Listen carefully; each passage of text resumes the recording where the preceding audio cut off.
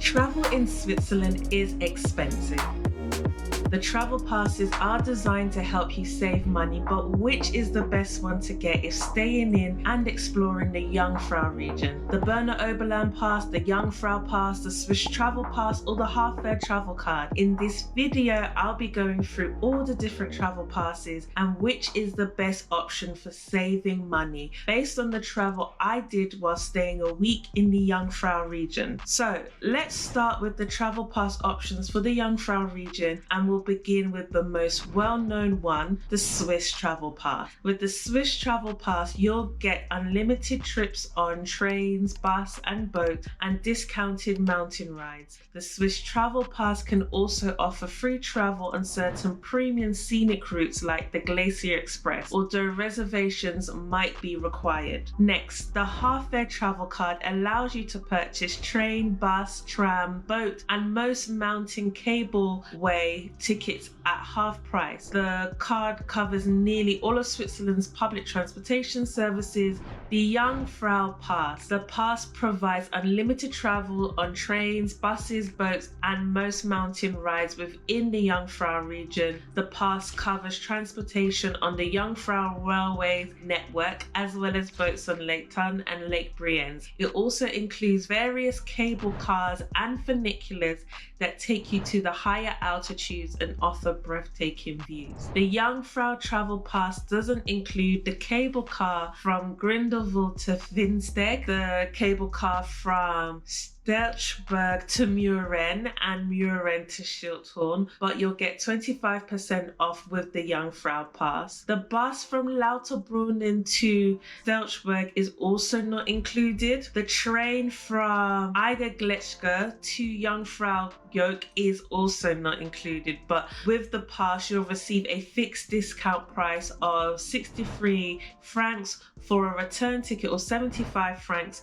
between the months of June and August. Buses in the town of Interlaken are also not included, but the trains are. The Berner Oberland Pass covers everything that the Jungfrau Pass covers and more. Unlike the Jungfrau Pass, it does include the cable car from Grindelwald to Finsteg. The cable car from Muren to Stelzberg is also included. From Muren to Schilthorn, you'll also get 50% off the fare. It's great if you're also thinking of taking a day trip to Bern, Brig or Lucerne. The Berner Oberland Pass will also cover these areas, unlike the Jungfrau Pass. All the passes are available for various durations such as 3, 4, 6, 8 and 15 consecutive days. So I think it's best to start off with the pass that I decided to get, and that was the half-fare travel card plus the 6-day Berner Oberland Pass. But for the sake of fair comparisons, I will compare the 6-day pass for the Swiss Travel Pass and the Jungfrau Pass. So how much does each pass cost? The 6-day Swiss Travel Pass costs 359 francs. The half-fare travel card only comes for a duration of 1 month and is 120 francs. The 6-day Jungfrau Pass is 270 francs. You can also get a discounted pass if you've got the half-fare travel card for 205 francs. The 6-day Berner Oberland Pass is 340 francs. You can get a discounted pass if you've got the half-fare travel card for 220 francs. That's still 340 francs. So the 220 plus the 120. So you're not losing anything. In fact, you benefit from half fares when the Berner Oberland Pass has expired or not valid. So what travel did I do? I did quite a bit of traveling, including train tickets to and from Zurich, mountain transport, trains and buses. I didn't go to Jungfrajoch, but I will get into that later. It would be boring to list out all the travel that I did in this video, but I created a list in Google Sheets which outlines all the travel I did in the region, the full price fare and how much each journey costs with each of the travel passes for second class travel only. I use this information to calculate which pass gives you the most bang for your buck. I'll leave a link in the description where you can access this Google Sheets if you would like more detailed information, and don't forget to subscribe.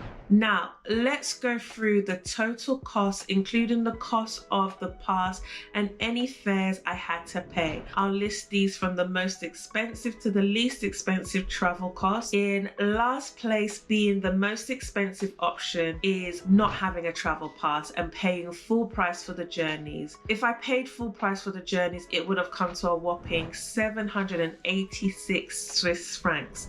Next is using the Swiss travel pass. The same journeys would have cost 557.6 Swiss francs. That's still a saving of 29% when comparing to the full price, which is a difference of 228 francs. Then it's the half fare travel card, coming in at a total cost of 521 francs, saving 34% when comparing against paying full price. Coming in next is the Jungfrau pass at 503 francs, saving 36%. Then it's the Berner Oberland pass at 447 francs, saving 39%. Next is the Jungfrau pass plus the half fare travel card at 468 francs, saving 40%. And in first place is the Berner Oberland pass plus the half fare card at 420 francs, saving 47%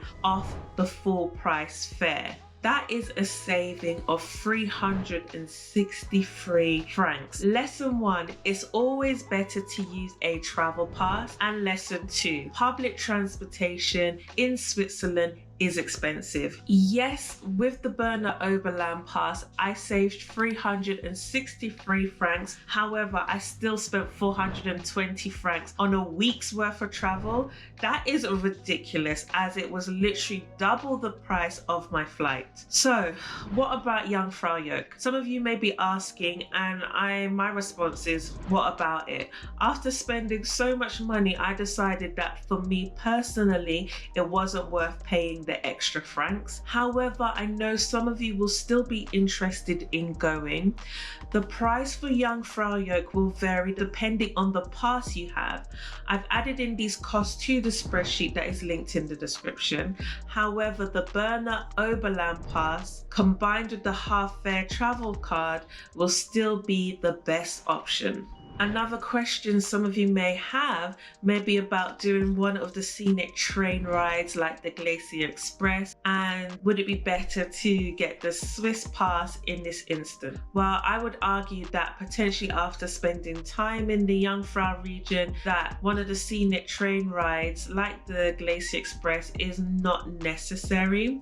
You get pretty close to the Eiger North Face and its glacier when you take the Eiger Express, and all the train journeys I took in the Jungfrau region were breathtakingly stunning. However, if you do opt for one of the scenic train rides, when I looked at the ticket price from Zermatt to St. Moritz, the total travel fares was minimized when the Berner Oberland pass was used in conjunction with the half fare travel pass. So in summary, the Berner Oberland pass plus the half fare travel card is the winner.